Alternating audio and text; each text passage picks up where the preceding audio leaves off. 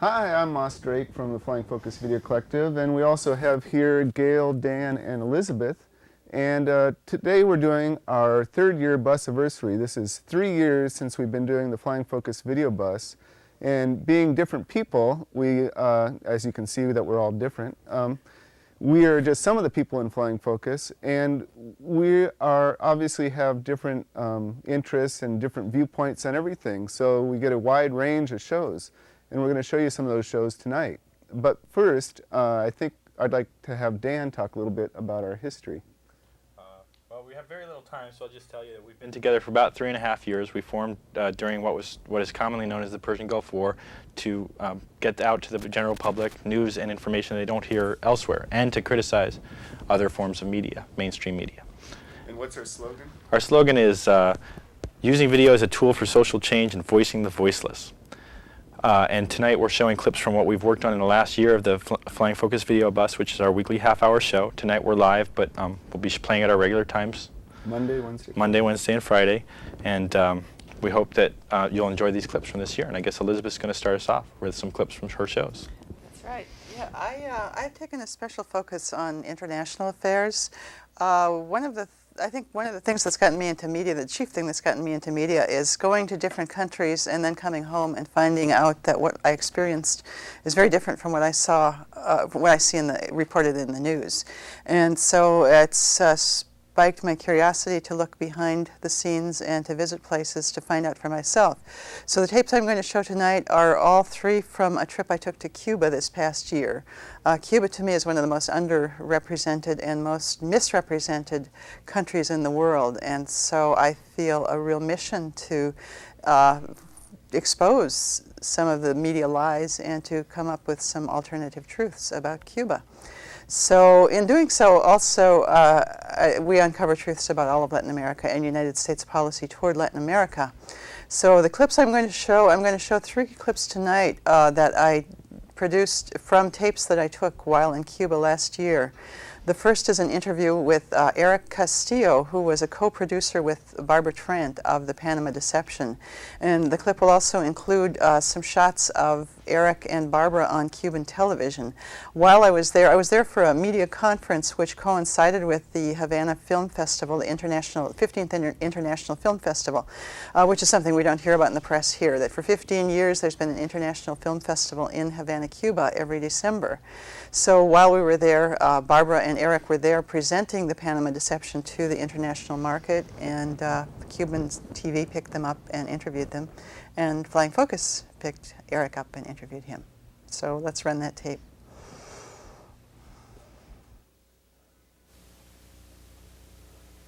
Tape 1.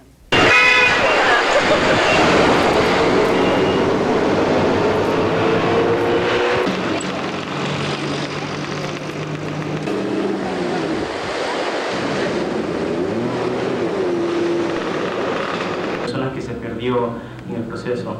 And during the later periods of the making of the film, when Eric was working closely with us and someone died, the issue was always, what do we do about the death? And the answer was, we do the one thing that we can do, and that is we finish the film. Y entonces durante el proceso, pues después cuando llegué yo también a colaborar en el proceso, cuando ocurrieron las otras muertes, nosotros quedamos impactados y nos preguntamos inmediatamente, bueno, ¿qué es lo que vamos a hacer sobre la muerte o la pérdida de estas personas? Y nosotros hicimos definitivamente la única cosa que se podía y que se debía hacer era continuar y terminar esta película. I called the following morning of the invasion on December 20th. It started overnight, right, between the 19th and the 20th. I called that morning, and amazingly enough, I got through to my friends who lived about 10 blocks from Noriega's headquarters, 10 to 12 blocks maximum, and they were just scared to death at that point. And I was talking to them, they were screaming, and they were saying, "Oh my God, here comes another bomb."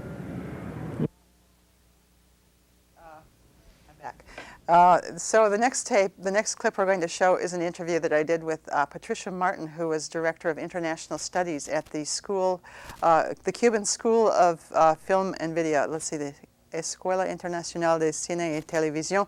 It's the International School of Film and Television in Cuba, which offers its programs to students from all over the world who otherwise would not be able to afford to go to school. It's almost a criteria of the school that they cannot afford to pay for it. So Cuba is giving this back to the world. It's training people to do film in their countries. Now, this is another place that you don't hear about in the U.S. media. I have a clip that I brought back, I'm not showing tonight, made by the students of the building of the school. The school was built 7 years ago and it's a very essential part of the Cuban economy. They have workshops there and it's one of the backbones of the economy. This next interview is with Patricia Martin, who is Director of International Programs, and she is Argentinian born and is very much in love with the school, as are all the faculty and students. So once again, here we go.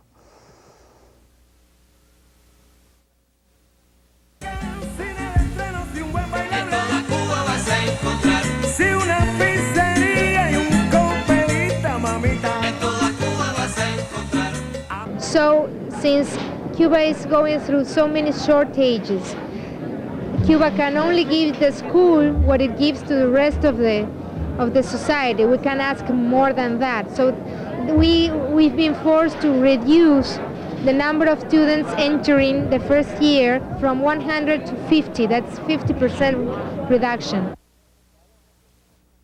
Okay, I don't want to take too much more time. Another highlight of the trip to Cuba then was a panel discussion between Cuban and American film producers, at which Harry Belafonte was one of the guests, one of the speakers, and he said some very profound things about the United States embargo, of which here's just a very brief segment. Go ahead, Jerry. Roll tape. It is not possible, I think, for filmmakers in the United States En los Estados Unidos, en mi opinión, no creo que les sea posible to be as open and as free and as expressive as they would like to ser be, tan abiertos, tan expresivos como desearían, because there is no way for our work to be seen or to be heard or to be felt, porque no hay forma de que nuestra obra se vea, se escuche, se sienta, except at the behest of those who control what is seen, what is heard, and what is excepto felt. Okay, now we're going to move on to Moss, who will talk about his work. Well, you know, while Elizabeth is looking at events happening in Cuba and how the U.S. is basically putting an embargo on Cuba, I'm relating that back to how the things that we do in everyday life affect, you know, our society and so on. And one of the things that I really like to take a look at is how people can do simple things. Well, they aren't always so simple, such as, you know, totally get rid of your car. It sounds simple, but it's hard to do in this society. But some of the things I like to take a look at are how getting rid of your car, walking more, buying things closer to home, and just dealing with the basic things that you do can change society. And so some of the shows that I've done were, for example, here's one that ties together walking and shopping. Where you walk and how you shop both have things that have an impact on society. So let's take a look at that tape right now. Let's see if they have that queued up.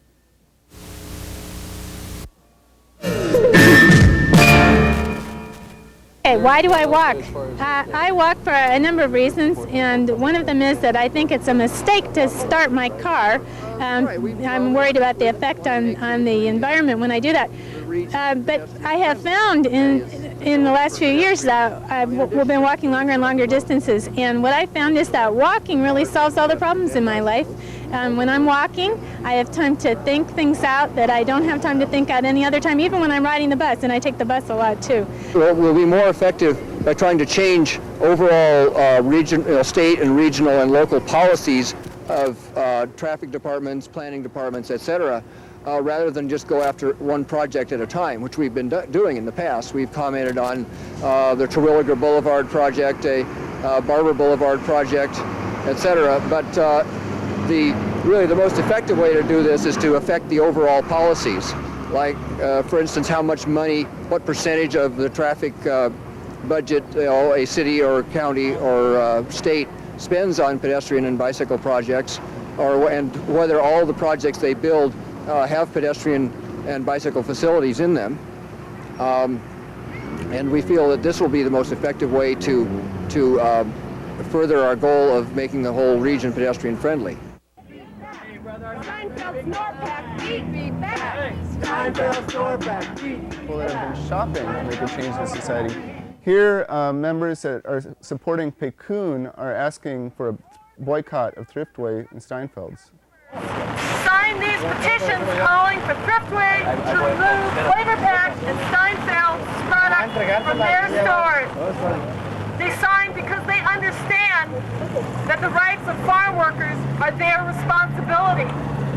Really, as long as farm workers continue to live and work the situation we do, then the rights of any of our workers are not guaranteed. And we must struggle so that our workers enjoy the fruits of their labor.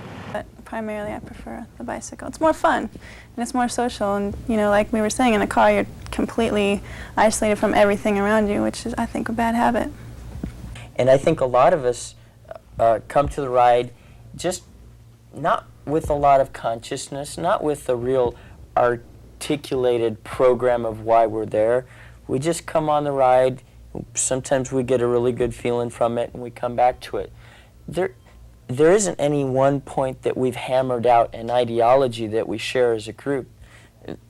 It's the opposite of that in our group. The group thing, the togetherness thing, that's pretty exciting. You know, it's a parade on bicycles. It's kind of a joyful thing, so I like taking part in it for that too. So you can see how, you know, these are just people that are just working together. You know, that guy didn't have like a huge agenda. He just said, you know, get out, ride your bicycle, show off to cars, you know, and you'll make a change. And in a way, that kind of relates back to Flying Focus, because we aren't really trained professionals in no terms, in terms of video, but we make videos and we show things that aren't normally shown on corporate TV. And in fact, replacing Dan for just a minute, we have someone that makes videos and is hardly at all corporate. We have here... Yes, hi, I'm Frank Mahoney. Citizen, aren't you? I'm a citizen, Citizen Mahoney. And, you know, that is very, very correct. I'm a steelworker by trade.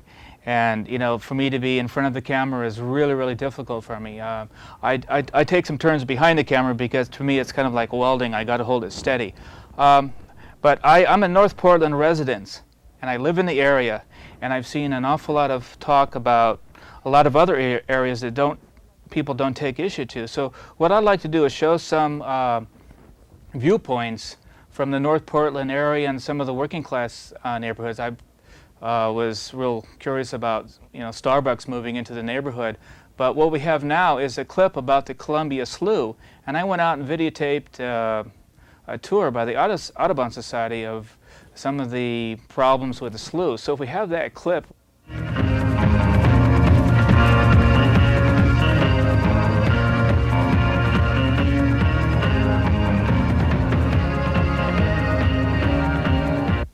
We've already done the Upper Slough once. We'll probably wind up doing that again later this spring or summer. So those of you who are interested in getting a look at the entire slough will be able to do that. But I didn't want to try to cram too much into one trip. Okay? And regarding what the Upper and Lower Slough is, we'll talk more about that. East Delta Park, former site of Mud Lake, actually.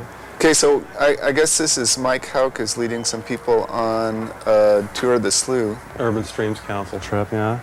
And where is this? This is Blue Lake? No, this is East Delta Park, right off the freeway, right off of I-5 there, when you go past the G.I. Joes, et cetera, and look off to the right.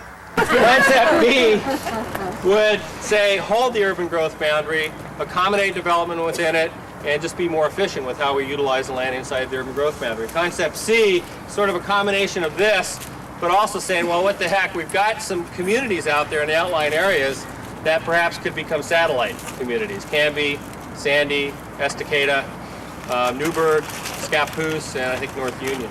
But, you know, nature has managed through several decades of neglect to still hold on to some places here. Now you're saying you told me before that there are 25 miles of slough. Is that what you said originally? And now Well, it's 4 I call it the miles? system. It's incorporating all these channels and marshes and wetlands and lakes. Was about 23.5 square miles originally, you know, before the white people made these changes. And that's from Fairview Lake west. There's also some wetlands to the east of that, directly adjacent. I'm thinking of what actually was impacted by the Columbia Slough. Question, where does this go? Okay, that's what I thought, just checking. Yeah, but there's a setup like this at a Riverside golf course, where now this is pretty harmless stuff. I mean, they're hosing off grass from the fairway, although there's obviously oil and other compounds from brake lining stuff that's going into the slough from that process.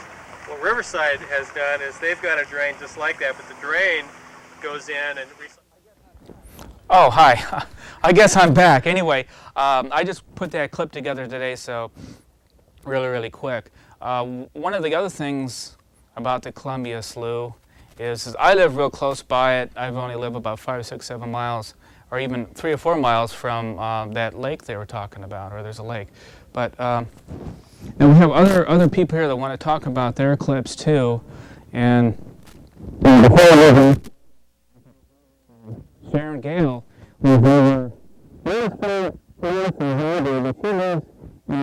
northeast Portland, and she has done a lot of valuable work and a lot of working with environmental groups. And so I don't know what kind of clip she's going to do. So maybe we'll let her take over.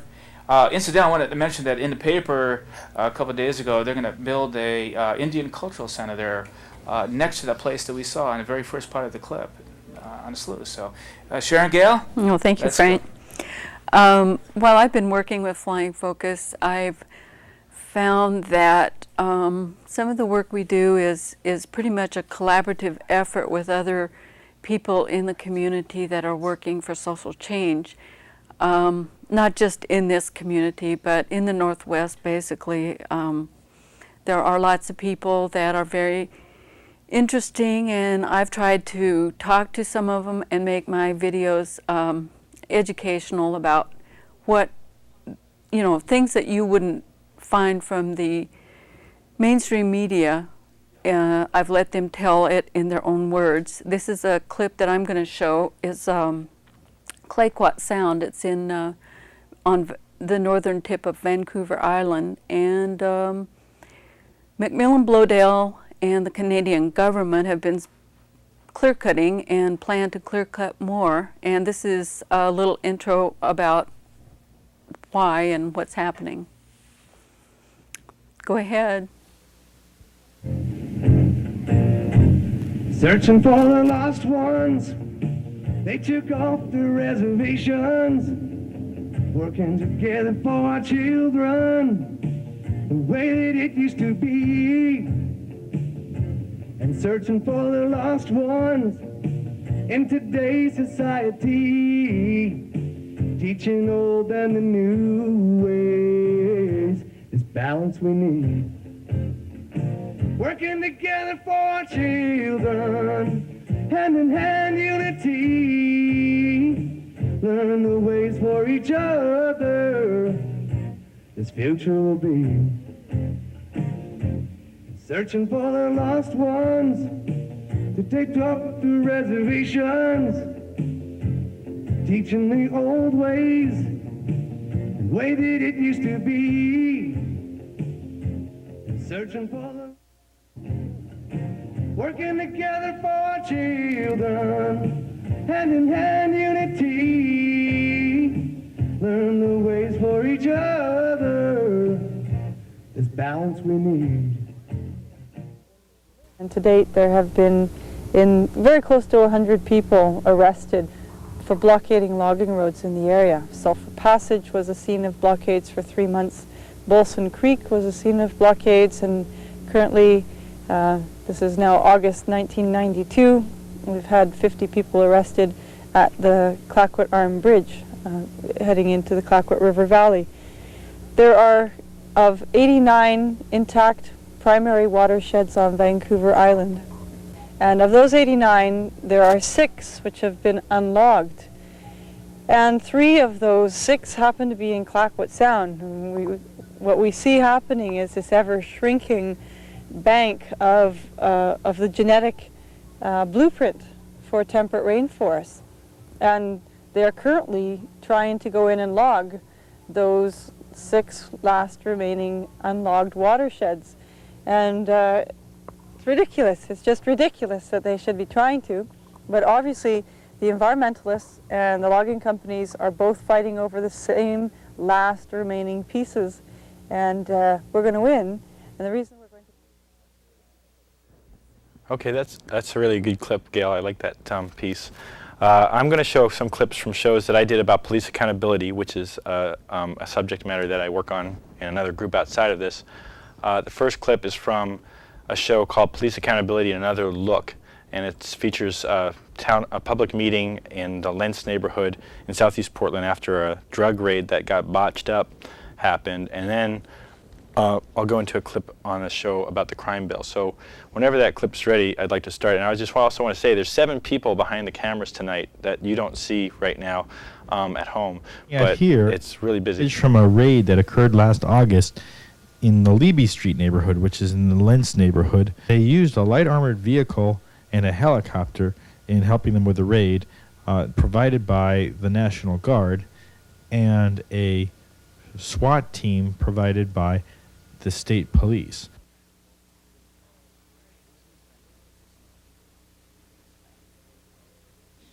And they're being treated by a medic. You also get a very close view of what we call an APC, which is an armored personnel carrier.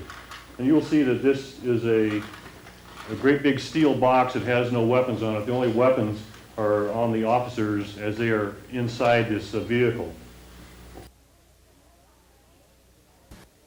I'll answer the question about why we use the National Guard.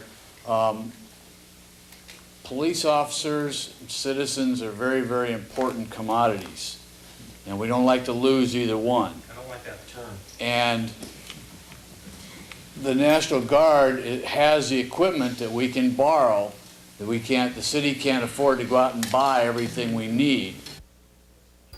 On a different aspect of police accountability, I did a show about the crime bill, which included clips from a news conference held here in Portland by critics of the national crime bill and some of the local initiatives being proposed. One of the people at that news conference was Chief Charles Moose, who was saying, not only at that news conference, but on mainstream news, that he didn't think that more prisons was the solution to the crime problems. But I was watching C-SPAN here on the show and listening to him say something quite different. We're going to get support for the states in jails. All of those things are going to make a difference to the people that live in our local communities. Taking these weapons off the street is not a joke. Police officers face them every day. We need relief, and I think this crime bill will provide that. This crime bill will provide the tools that we need to actually do our job, tools that have been long overdue. This bill will provide police officers, jails, boot camps, education, training, deployment overtime, prosecutors, grants, mandate for community policing. This bill will help us solve problems in our local communities. Okay, so you can see that there's a lot going on as far as what's happening with police and what's happening with the crime bill. We have a whole new slew of Republicans who just got into office. I'm not saying the Democrats are any better, but the 3 crime initiatives passed in Oregon, and we have a lot of issues to think about. So if you keep watching Flying Focus, we hope that you can pick up and learn a bit more about that and talk with your friends and neighbors about it. Again, I want to thank the 7 people on crew. You'll see their names run by later. I just want to announce that we are going to take phone calls very briefly. We only have a few minutes left in the show. If you can flash that number up on the screen. We're live tonight. If you can comment on our shows, if you watch our shows regularly, if you saw some clip you wanted to ask a question about, we are here. We can take your calls live at 288-4442 or 288-4448. We only have about 3 minutes before we have to roll credits. We also, one of the clips we didn't show is a collaborative piece. The 4 of us co-produced. We also have some other members who helped us with research and taking footage. It was a very extensive piece on Haiti, Cuba, and the U.S. media. It's been running a few times on cable. In fact, I think part 2 is running again tomorrow night. Yeah, we're going to be Friday showing at 9:30. it live this is Saturday night. Since we're live now, we can tell you Saturday night at Rex Hall Rose. Come and see us. It's a piece on Cuba and Haiti in the media, and this is a documentary. It's a larger effort than we've been involved in before. We have a telephone call. Great. Can we take that caller? Do we have a call? Oh. Hi, I was wondering what direction Flying Focus is going to take in the future. Do you have any big projects coming up or any new ways you're heading? Well, we do have a big project. We have a project where we're trying to get videotapes out other places other than cable TV. And in fact, we're starting to distribute our tapes at Laughing Horse Books, at Oregon Peace Institute, is that the name of it, and possibly at the library. So we're going to be getting tapes out where people can see them other than having to pay $20 for cable TV. And we'd also like to just have people, you know, if people get our tapes, to send them to their friends and send them out and so on. Basically the tapes. So that's our big project for right now. Yeah, we got a big old grant to do that too. So we have 5 tapes that are going to be available starting in about a week or 2. And the grant is from the Paul Robeson Fund for Independent Media. So there's somebody that thinks that Flying Focus should go on. Right. So in the second part of this show, we'll be hearing from another one of our members who couldn't join us tonight. His name is PC. We have some clips from shows. He went to Yugoslavia at the beginning of this year. And I want to remind everybody that November 18th is the exact 3rd anniversary since Flying Focus Video Bus went on the air. So if you are a regular viewer, please keep joining us and write us and call us if you enjoyed the program. We'll flash our numbers on the screen during the credits, and when we rerun the show, you'll probably see our phone numbers for Flying Focus. But I think it's about time to roll the end credits for the show. So, anybody final wrap-up word? Thanks for joining us here at Flying Focus. You can roll those credits anytime you're ready back there. So Frank Mahoney directed the show. Jim Rathos, our floor manager. Sam Watson and Penny Addy are running cameras. We got Jerry Ebeltoft back there running the tapes. And can we switch? Can we get them to run out in front? Yeah, I wonder. Let's do an experimental thing. Yeah, get that crew out here.